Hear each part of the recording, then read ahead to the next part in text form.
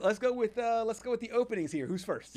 Well, let's go right with you. All right, let's do it. All right, so these are my top 5 as of right now. And the way that I did this, Patrick, is I did it as if I'm either a head coach or if I'm an agent that is a guy that's going to be going into one of these vacancies.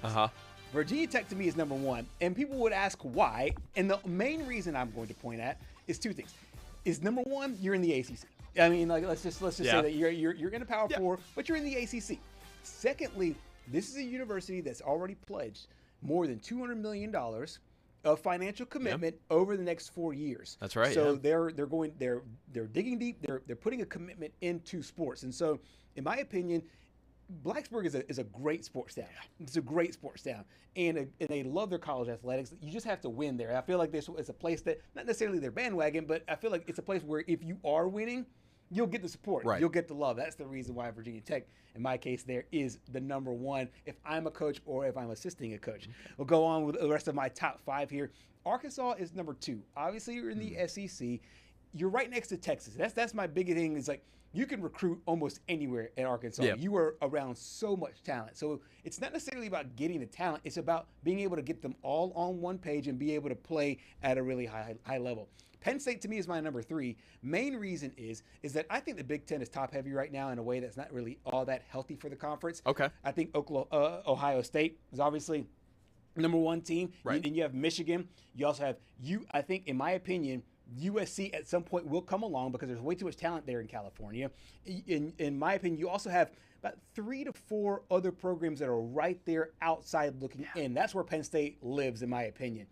But to me, the gap between where Penn State is and where those teams are right now, depending on the new coach, is going to be really hard because I think that Ryan Day is already set what they're doing. I don't know about Michigan, if they're going to stay with Coach Moore or if they're going to try to rebuild there as well. I just feel like, I know on the field it doesn't say it, but to me, the gap that you have right now in rebuilding that Penn State program, because it's not going to be easy, I think that's the reason why they are my number 3. Meanwhile, my number 4 team right now, my 4 program right now, is UCLA, mainly because, not necessarily because the program's all that great, but to me, in my opinion, they have the beaches, the mountains, Hollywood. It will be very easy to get guys out there on campus in Bel Air. Like, I mean, like you're right in the middle of Bel Air, California. You got models and celebrities and whatnot. You're in the hub, and there's so much talent there in the area. Now it's all the other factors. Can you give them enough money? Can you make them happy? Can you keep them not distracted? There's a lot of other aspects. That's the other aspect.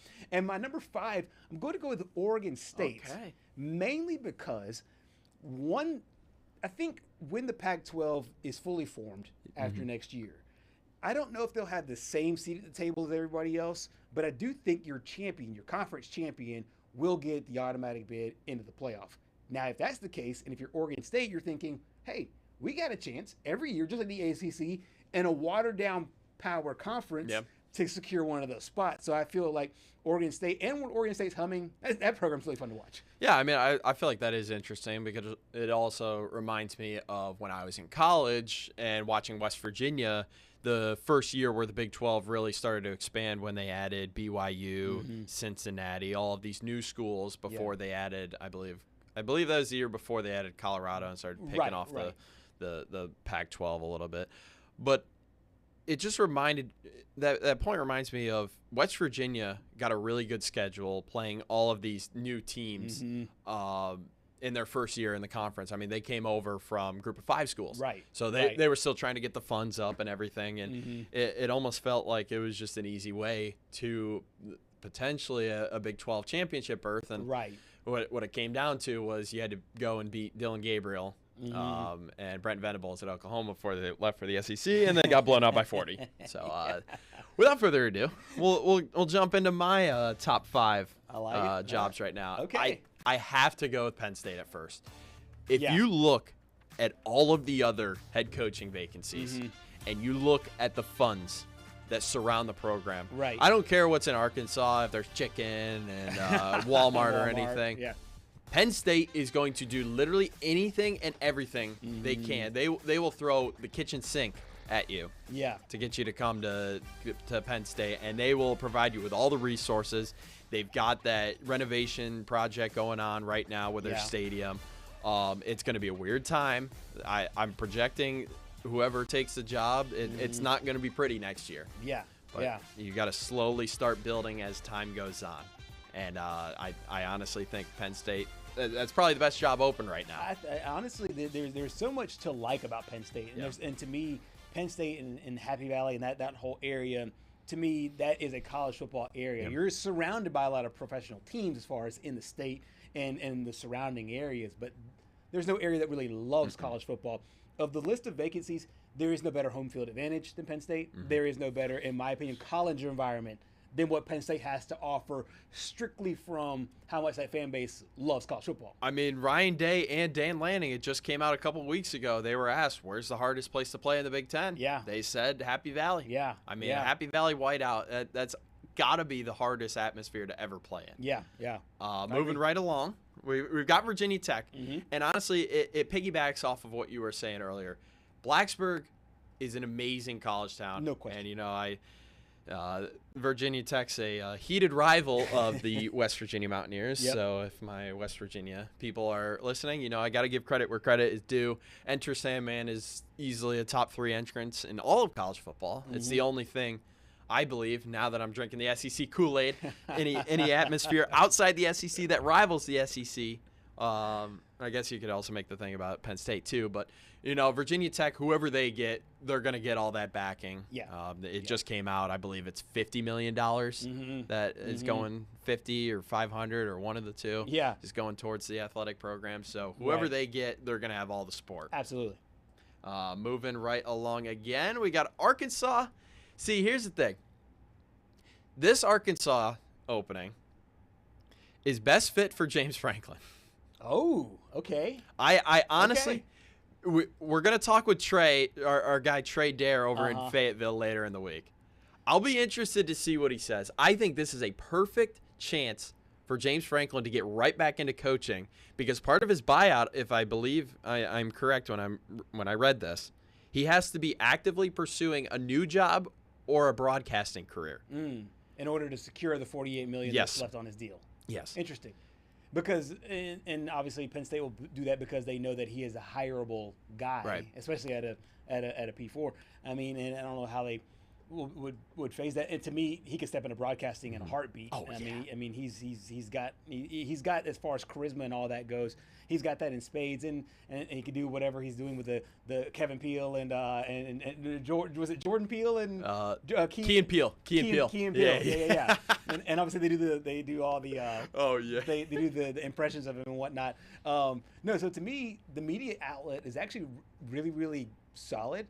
But to me, a lot of those guys, they itch to get back into coaching, and if that's the case, and he wants to get that buyout, to me, Arkansas is not a bad job. I mean, you look at the Arkansas program right now; they are just trying to be relevant in the SEC right now. Yeah. It's been a tough few years, and you've made mention of this multiple times, where it's like Sam Pittman just does enough to be able to keep his job. Yeah. Well, he didn't do just enough this year in order to keep his job.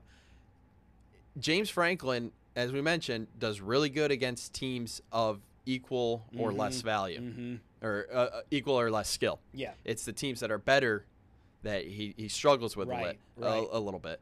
But if Arkansas just needs someone to revive the program. Absolutely. Let's just put it like that. Yeah. And what did James Franklin do? He revived the Penn State program. So honestly, I could see him going there. And he's not unfamiliar with the SEC. I mean, obviously, you know, coached at Vanderbilt. That's what got him. That's what leveraged him the job there to go to Penn State. So it would not be unfamiliar territory to stay in the SEC. I never put that together, because in college football, I don't think of it like the pros, because in the pros you have the retreads, is what they call it, and you have a guy that gets fired by one franchise and then he's the hot commodity for another franchise. We might start seeing that in college football, the more that these James Franklins and guys that are you know, seemingly have a strong trajectory, when they get fired, they are seen as attractive candidates for other Power 5 jobs. I mean, it just feels like it's a good fit now that I think about it. And more and more, it's like, man, it just makes too much sense. Yeah. For Arkansas not to do that. But yeah.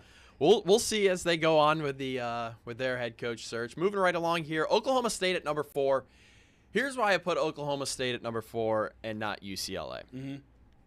I guess we'll roll right into these both. Oklahoma State at 4, UCLA 5. Oklahoma State, if you saw this past weekend, those guys with the shirts. Oh, yeah. They're just still waving packing them it around. out. Yeah. I mean, They love that program. when Oklahoma State's good, Yeah. it's good. It's good. And yeah. you made mention of, with Oregon State, the Pac-2 becoming the Pac-12, and it'll be a down conference for a couple of years. I think the Big 12 is as open as a conference as it can get any year. No question. And all it takes is for one guy to pull a Kurt Signetti and just go in there and just strike right away. Right. And you could honestly have a college football playoff team right away, because Oklahoma State, that's a passionate fan base. Yeah, they are. They are. And there's a lot of talent there, because Oklahoma State, there's a lot of high school football talent there in Oklahoma, a lot of high school football talent there in Texas. So, I mean, it's not about being able to get talent. Right. I mean, there are certain places you're so isolated, it's hard to get talent to those places, which makes it even more impressive when teams like Boise State, like when they load up their roster full of athletes, and it's like, oh wow, you know what? But and there's no diss to them, but the talent pool isn't as strong, isn't as deep there as it is in other parts. And Oklahoma State they don't have to worry about that at all. Yeah, I mean, honestly, whoever's going to get that job is going to do well. I firmly believe it. Yeah. But the reason why I put them at 4 and not UCLA is because our guy over there, our guys, the new OC and the interim head coach. I was talking to you about this yesterday. Yeah. There's a chance that they could just hire from within. Oh, yeah. And they could just take the interim tags. I mean, what they've been able to do with Nico over the last 2 weeks and figuring out how to actually use Nico. Right. And to make him successful. Right. I mean, they knocked off Penn State. Yep. Honestly, if it weren't for garbage time touchdowns, Penn State would have gotten blown out. They were getting blown out at halftime. Yep. But just the fact that you bounce back with a couple of wins. I told you this yesterday. They still have got Indiana and Oklahoma State and Ohio State on their schedule. Right. But they're not out of the. They're mathematically not eliminated from the Big Ten championship. Like, I mean, that's unreal. It's insane. It's insane. And the interim coach, and you mentioned it, Tim Skipper, and the OC in Neuheisel. I mean, they have been phenomenal right now, and just really turned everything around. And there's an element to, we see this in the NFL all the time. I think it was Rich. I think it was Rich Simone. That was the coach of the Raiders. When I forgot who got fired, but somebody got fired. He was a special teams coach. He comes in as the head coach, and there's a boost automatically. And we saw it at Arkansas as far as the points go when Bobby Petrino got the head coaching job, and they put up 31, gave Tennessee all they wanted, as we talked about with Sam Granville earlier. But it does feel like it does feel like if you are riding the momentum of the coach that you have right now, there is something to that train, and Skipper and company are doing that right now. I mean, it feels like there's something building there, and something that UCLA, honestly, you don't even have to do your national search. I think you've got your guy right there. Yep. Honestly, these next 2 weeks are going to tell me the most. And then going into I believe they have Indiana before they have Ohio State. I keep saying Oklahoma State. The Indiana game, and then these next 2 weeks will let me know, hey, are these guys for real? Because they better be coaching like their jobs are on the line, because honestly, they could just stay put right there. Yep, looks like the Bruins might be in good shape. It's another edition of Top 5 here on Southeast Sports Plus.